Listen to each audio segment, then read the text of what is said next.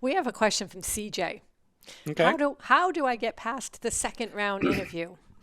It's a good Well, the question. advice that I've always given folks in a situation is when you're at the end of the interview for the first one, ask, well, when can I come back and talk about this again? When can we have a follow-up conversation? When do you think I'll be able to know what you're thinking about this application and me? Is there something that I can do to make me a better candidate for this position? And when people would ask me those things, I was always impressed with them.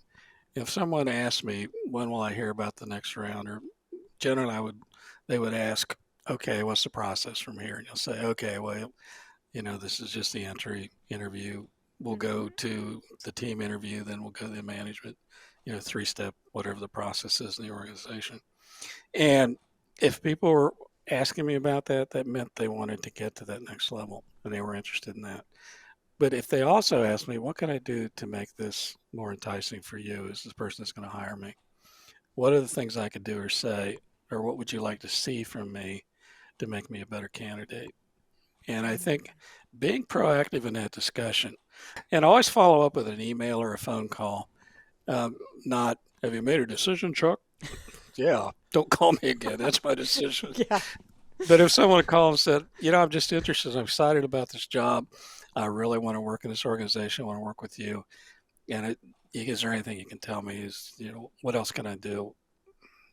That kind of stuff impressed me. Yeah, and Uh, it really actually speaks to the whole mentality of an ISD professional yeah, because as an instructional designer, you've got to put that detective hat on, as we always talk about in our videos. And what that means is you're as a candidate and ask him what you can do to be, maybe just a better candidate. That's what you're doing. You're analyzing, you're digging for information, and that's a skill set of an ISD person, I would think. and the other thing I noticed, one thing I always looked for in terms of candidate was there a fit for the organization besides skills and everything else? Is this somebody that could fit in this work group? Is this someone that could fit in this organization? Is this someone who's going to take a weekend job if they have to? Hmm. Is this someone who's going to complain if they have to work through lunch? Do I have personality issues that I need to worry about? And if a candidate asks me, and I've had several, I was impressed with this, said, am I a good fit for your organization? Do I have the personality that will blend well with the people that you're thinking about me working with? And, just what is that chemistry like? And Yeah. am I giving you a representation of who I am that's authentic that you think that might work with that group?